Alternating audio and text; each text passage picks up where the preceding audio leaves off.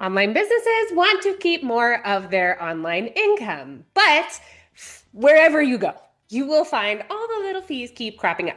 I have found a way to use Stripe to invoice my students and maybe your future customers, clients, across the world. And I'm trying to minimize the amount of fees that are paid. Come along for the ride. I'm going to show you my exact workflow. I'm going to show you a few things to avoid, and I'm going to answer some of your most common questions to my Stripe invoicing content. Let's get started. Okay, first off, I am an online teacher, so I'm going to be giving you examples from my own business.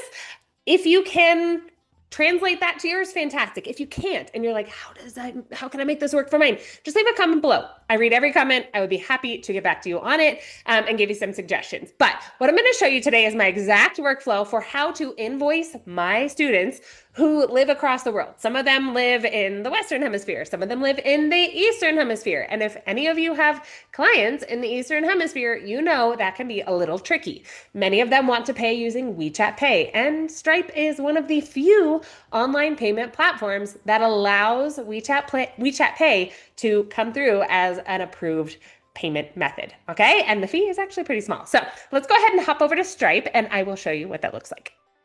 Okay, here I am on my Stripe dashboard. Log into yours if you want to do this side by side, but I'm going to give you the quick walkthrough of what it looks like when I see, oh no, my student is at their 9th out of 10 classes in their payment package for their classes. Okay, so I'm going to head over to my sidebar and go down to payment links.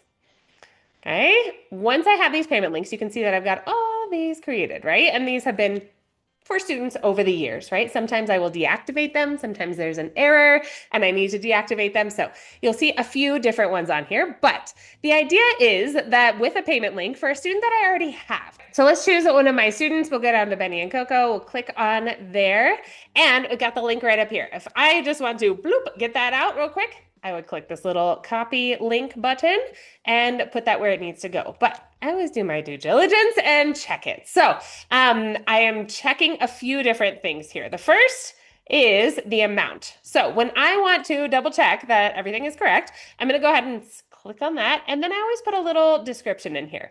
Your future self will thank you. Please do this. This is just good business practice, okay? So I'm writing in 15 classes, $25 for 25 minutes for this particular student. Sometimes that changes, so it's really good to know exactly what you're charging for, plus the 2.9% WeChat Pay fee. Ooh, point number one.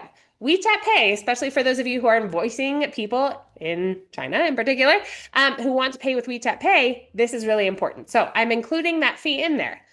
Psst. If they're not paying with WeChat Pay, the fee percentage is different. You need to look it up depending on cards, depending on, geographic locations, things like that. I always pass the fee on to my customers. They know that they're taking that on. So when Benny and Coco pay, I need to make sure that they're paying with WeChat Pay. If Dad suddenly decides, oh, I don't want to pay with WeChat Pay anymore. Can I pay with a card?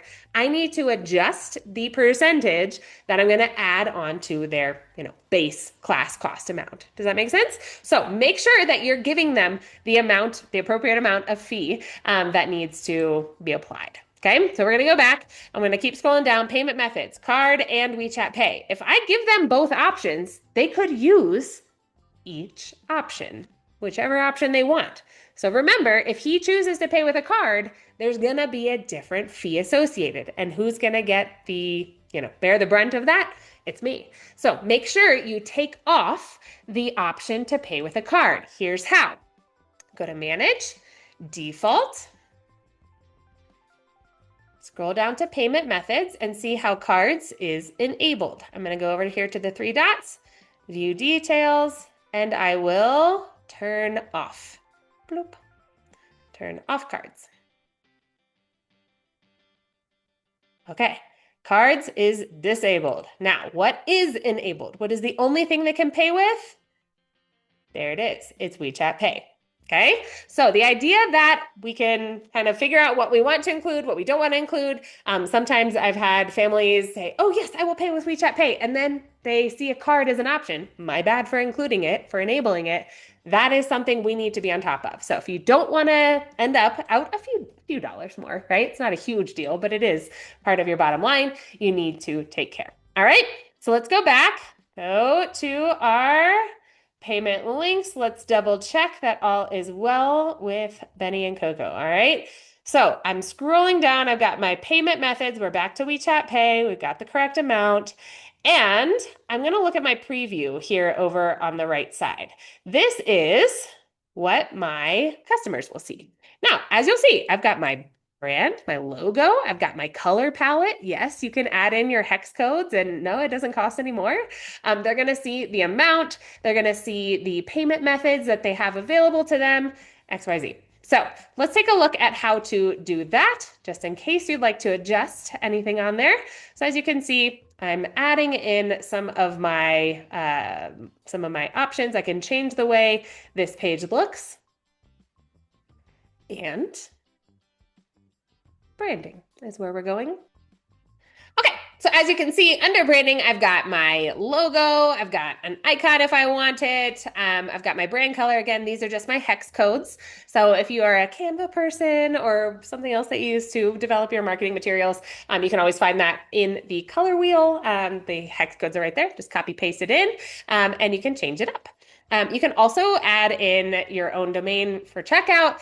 I have not done this because I am not sure if it's going to add more fees to what my clients are paying, or what I'm charging. And so, my workflow works well as is. I'm just going to go ahead and click save.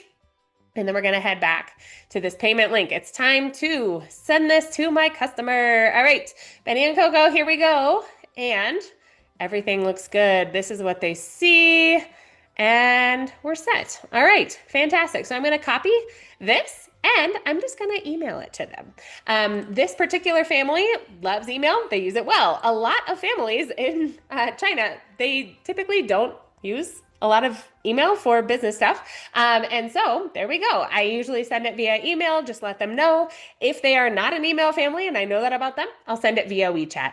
And it goes right through Stripe. I get a notification that it's been paid. I can also, let me show you what this looks like, check if the transaction has gone through. So I'm going to head over to Home and go to Transactions.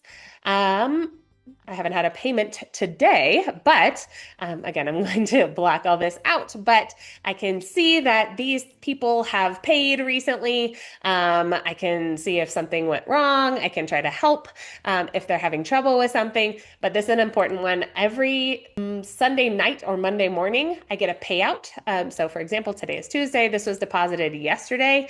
So payout of $291. I always do a data day. Does anybody else do this? Leave a comment in the in the comments if you do a data day. On the first-ish of the month, I like to go through each of my payment platforms, so PayPal, direct deposits into my bank account, Stripe, and double check that everything is matching up, because I know what should have gone in there, what did get in there, and make sure that things are lining up. This is like the biggest thing for my small business owner heart who hates working on taxes that I've done to make my life easier when it comes to putting my taxes together. So if you're in the US, you know how complicated that is. Hopefully where you live, it is not as complicated, but the idea of being able to have all that information in one little spreadsheet. Yes, I just use Google Docs and it's like one of the templates that's on there, and it's just a really easy thing to set up. So even if it makes you a little squirmy, a little nervous, check that out and start doing a day-to-day. It will really, really help you. So I can get that in reports and I'm able to see what has been paid out. I can go to payout reconciliation right here. And I will get the report put together and it will show me just how much went in, how many fees were taken out, that sort of thing. So it's a really good way to just stay on top of these things. All right, questions and worries. Now, a couple of things that people are usually really nervous about when they start doing this. And then I'm going to tell you two things just don't do ever. Okay? stick around for that. That's an important one. Lessons learned.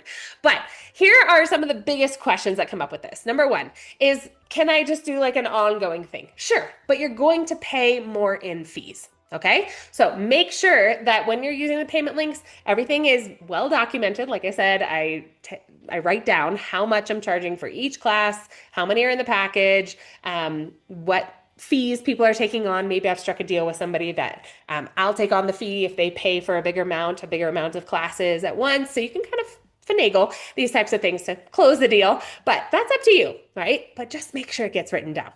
The second one is figuring out the fees for your area. For example, fees to use WeChat Pay in Europe are different to the United States. And so, yeah, it might be 2.9%, but in the United States, it's 2.9% plus 30 cents per transaction.